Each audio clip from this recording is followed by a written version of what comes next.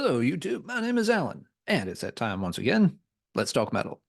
Tonight, we're going to be talking about sort of a long lost US metal band named Amulance from Aurora, Illinois, which is in the greater Chicago area. So if I kind of refer to them as a Chicago band, please forgive me. First thing to clear up here, the band's name is Amulance. It is not ambulance. It's not named after the emergency vehicle that you ride in to go to the hospital, even though it sounds a lot like it. No, no, no, right here. Ambulance. I have not been able to figure out what this band's name means or where it comes from. So if anybody watching this happens to have some insights, please leave a comment down below and fill me in. The closest I can figure is it sounds a little bit like amulet, and maybe it has a similar root to that. An amulet, of course, is a magical charm that is meant to keep like evil things away from you. So maybe it's tied to that word somehow, but I've never been able to find a meaning for it. In terms of why they would name themselves Ambulance, well, as you're going to see, a lot of their visuals tend to have kind of lycanthropy things going on. So maybe the name was kind of tied to that, a charm for trying not to turn into a werewolf. I don't know. I'm stretching a bit. At the end of the day, it's not really that important, I suppose. It's just an interesting name that doesn't seem to have a very obvious meaning to it. Anyway, Ambulance from the greater Chicago area, first formed in 1985, started to build a reputation on the live circuit in the area. And towards the end of 85, they took a hiatus. The lead singer, Rick Baez, was having, his first son born. So understandably, he needed some time to do that kind of stuff. Then, in 86, he would kind of, get back together with the band. They would start writing some new material, kind of, trying to, rebuild the momentum that they had the year before.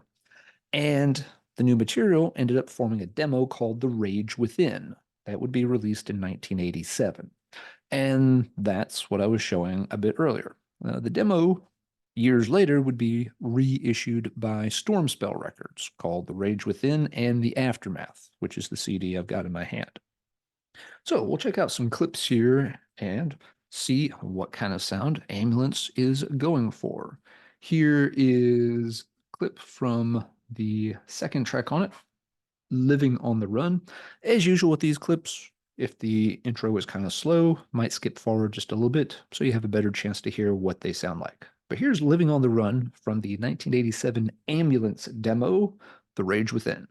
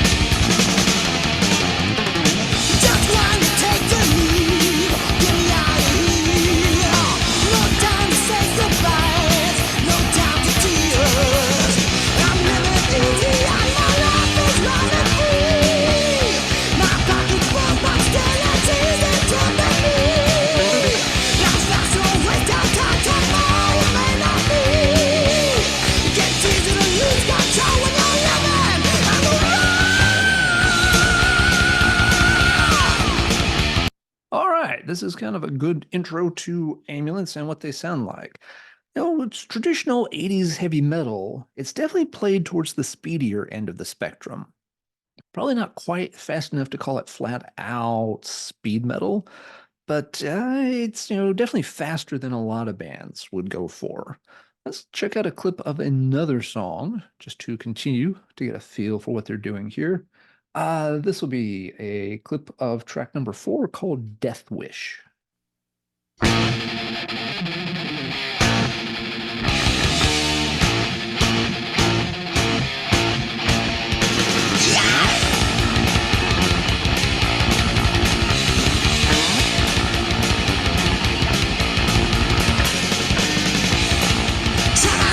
Excitement!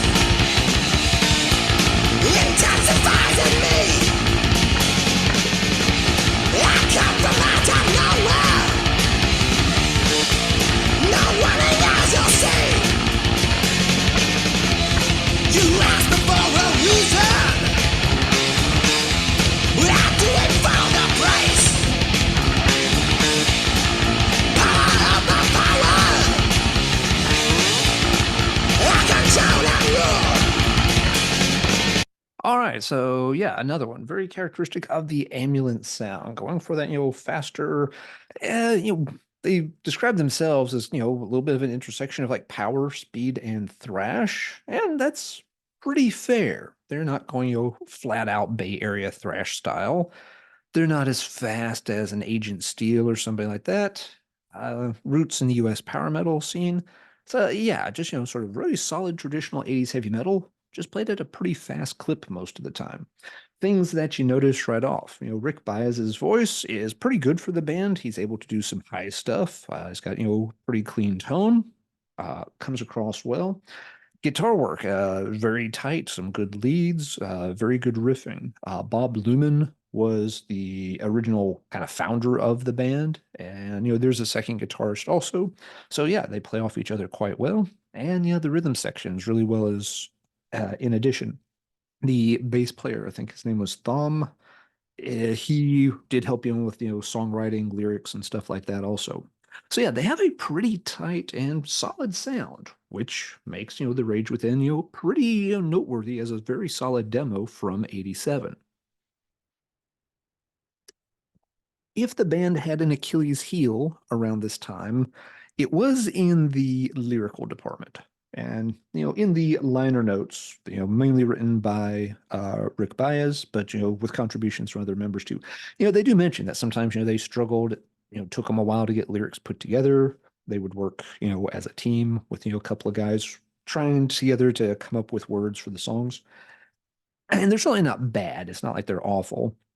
There are times though you can tell that they're not used to it. They haven't quite got the feel for it yet.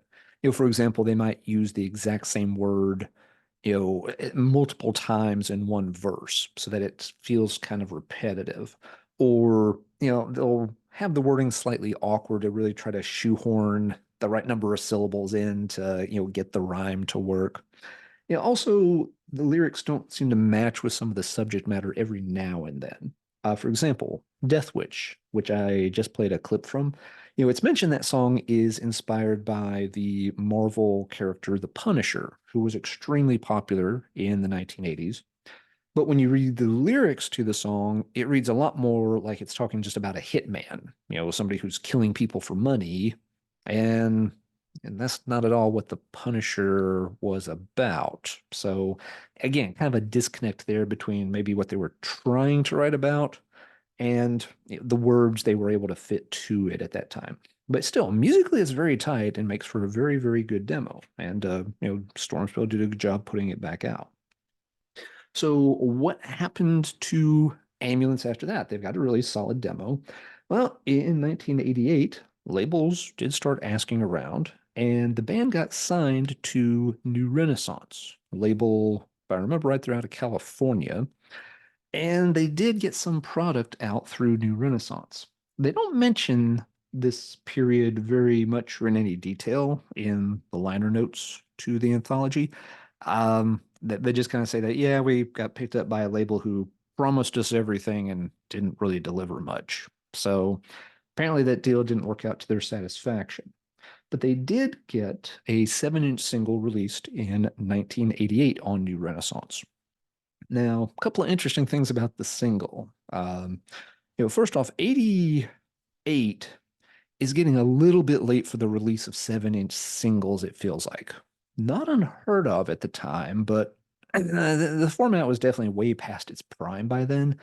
You didn't have a lot of bands doing 7-inch singles anymore. So kind of weird to use that so late in the 80s. Came without a picture sleeve, it just has a red label. I do not have a copy of it. I have seen a copy of it in person. I had a chance to buy it years ago, didn't pick it up. Part of the reason being that both songs featured on it did get featured on their debut full-length LP for Renaissance, which we'll get to in a couple of minutes. But anyway, so the single comes out in '88 and features two songs not heard on the demo. It's got Holocaust backed with Feel the Pain. So let's check out a little bit of Feel the Pain and see what the band sounded like on their 7-inch single. Kind of debut vinyl appearance here from Amulance.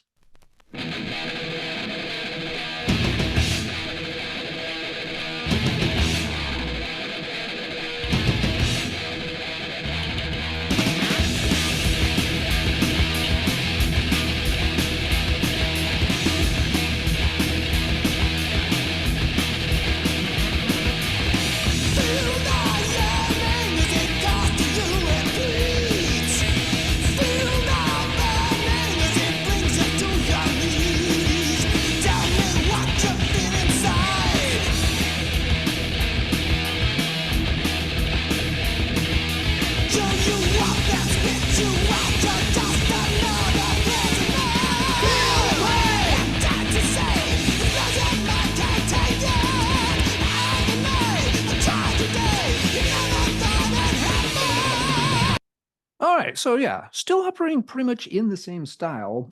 Maybe starting to lean just a little bit thrashier, but not a major deviation from what you heard on the demo. Still pretty decent. Production, nothing to write home about there. The mix and such, probably could have been stronger. Maybe that's one of the things that the band was a bit irked about in dealing with New Renaissance. But yeah, so the single's okay. But like I said, no picture sleeve, late 80s, both tracks on the full length LP. So there's not necessarily a lot of reasons to track down the single unless you're really into the band. It's not a particularly expensive item. I've seen it recently for sale online for like about 30 to 40 bucks. And that's probably a pretty reasonable price to pay for it. So yeah, they get the single out, still operating in the same style. I guess one other thing I should mention around this point, if Ambulance did, have maybe a second minor, complaint or knock against them, it's that sometimes they did tend to wear their influences on their sleeve a bit much. And this was apparent, with some of the tracks on the demo as well, that, one track, the vocal cadence to it is very, very similar to Iron Maiden's Wrathchild. It's even called Seventh Son. Wonder where they got that name from. There's another track called, let me get the title track right. It's something about witches, and I'm drawing a blank on it at the moment. The Witch's Sin. And that song is very, very similar to the verses to Dio's Don't Talk to Strangers. So yeah, the band is doing quite well. They're a very tight unit, but they maybe haven't completely found their own niche just yet around this time. But yeah, the single comes out in 88, and they do get an album out in 1989 on New Renaissance called Feel the Pain. I don't have a copy of the album, but this is the cover art for it. This might be another reason the band was a little less than happy with New Renaissance. Yeah, not exactly amazing artwork for 1989 there. Is it the worst cover art I've ever seen? Certainly not, but it definitely looks kind of low budget there. Not a lot of detail for the background title there. Yeah, fairly generic looking werewolfy critter, which again, werewolves seem to keep popping up with ambulance stuff. The album features some of the older tracks from the Rage Within demo. There's about 4 tracks out of the 6 tracks on the demo that appear on the album, and 4 or 5 new tracks. So it's kind of a split between material that they'd already had for a couple of years and some newer tracks. Overall, the album's not bad. It's still in pretty much the same style as the demo and the single. Once again, the production is not going to win any awards. We'll just leave it at that. One thing that's kind of odd, though, about the track selection is Ambulance was demoing some new material around this time, but it's a little fuzzy on the timing of what happened when. Going back to the Stormspell collection again, the first half of it is the demo from 1987. But the second half of it, the aftermath part, is a set of 6 tracks that they demoed in that same time frame, like 88, maybe into 89. But none of these tracks appear on the Feel the Pain album. So this is a different demo material. The last few tracks on here feature a slightly different lineup. It seems that one thing that transpired, according to the liner notes, is that when the band had a chance to do a promotional tour, their drummer wasn't able to do it. They don't go into details, they just kind of leave it at that. But the bottom line was it cost them several months of auditioning new drummers to find a replacement, and well, the tour is not going to wait 9 months to take off. So it seems like their opportunity there to maybe go out and tour in promotion associated with the album release fell through, and as such, that was kind of it for the band. They did find a new drummer they liked, which is why you may have noticed there's been 6 people pictured in the band photo that's used in the jewel case inlay. They actually had pictures, for both drummers.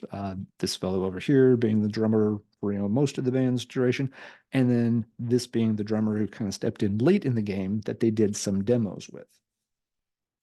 So, yeah, it seems that, maybe they did have a chance to hit the road and try to stir up some interest in Feel the Pain, and luck was just not with them.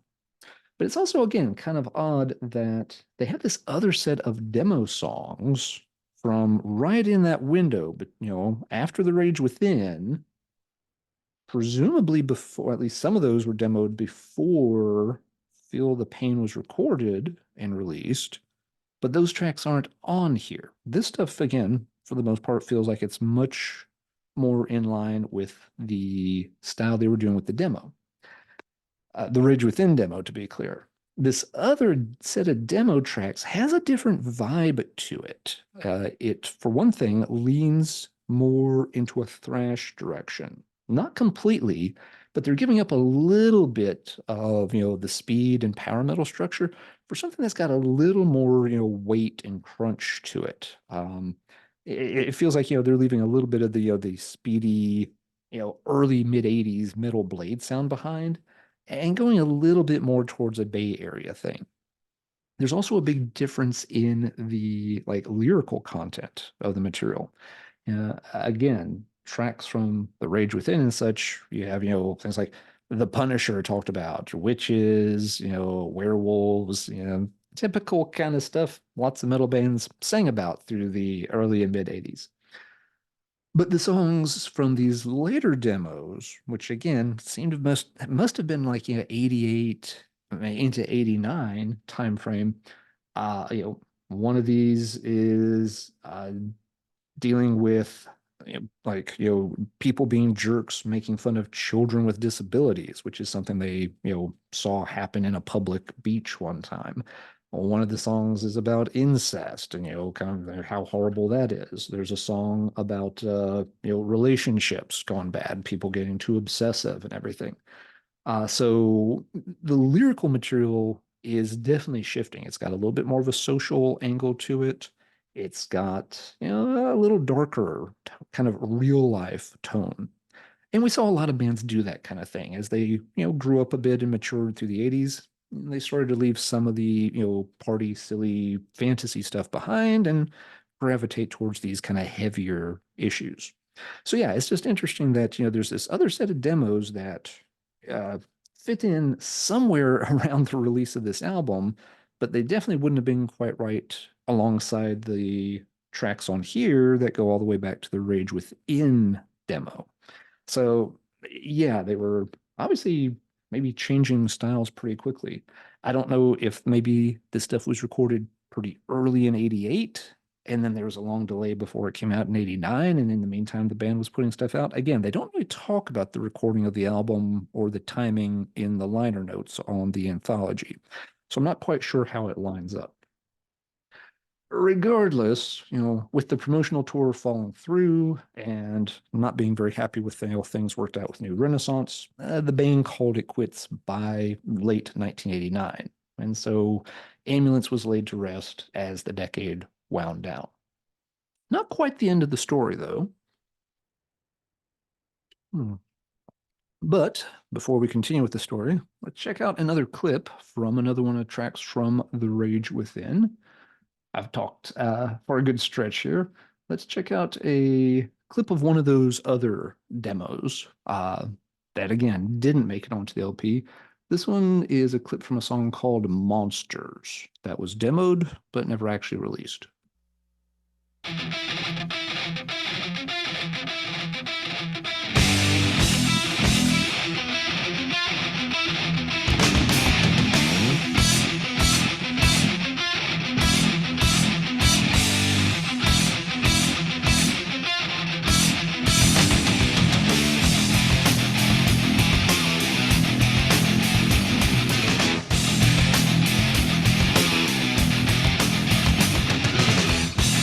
Take my mother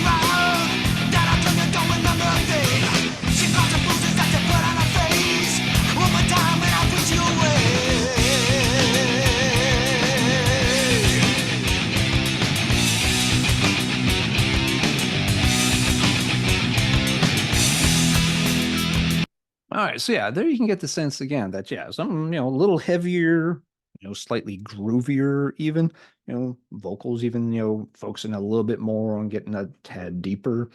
That's kind of what they were working on with this other set of demos that showed a shift in style but never made it to a vinyl appearance.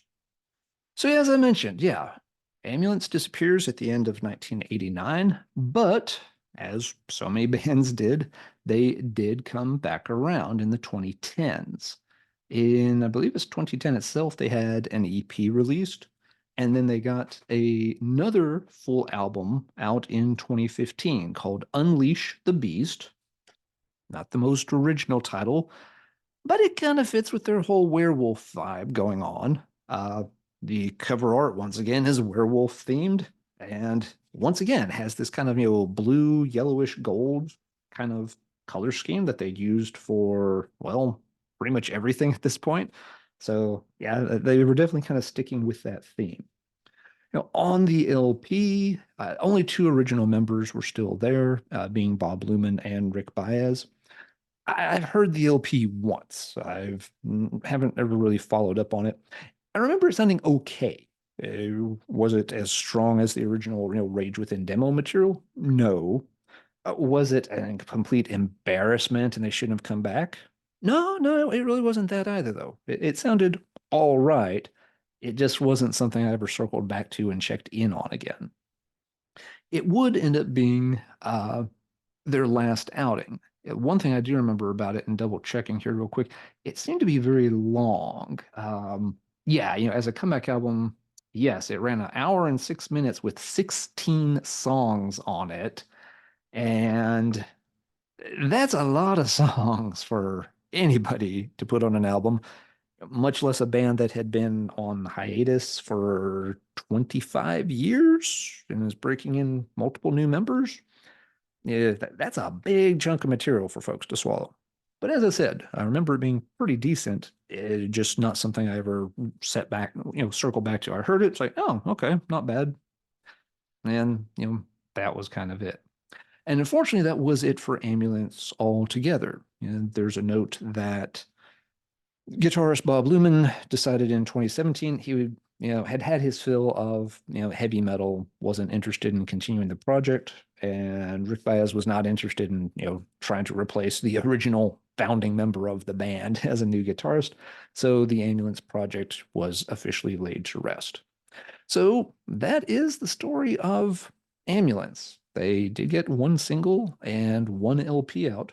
The single, by the way, just a quick footnote, the single is not listed on Metal Archives, but it is listed on Discogs. So if you want to check out any of the details on it, you'll have to look on Discogs for it. Metal Archives does not have it included in the band's discography.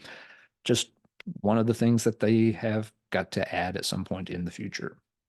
But yeah, I think they were actually a pretty decent band. Very tight unit, good players, good vocalist.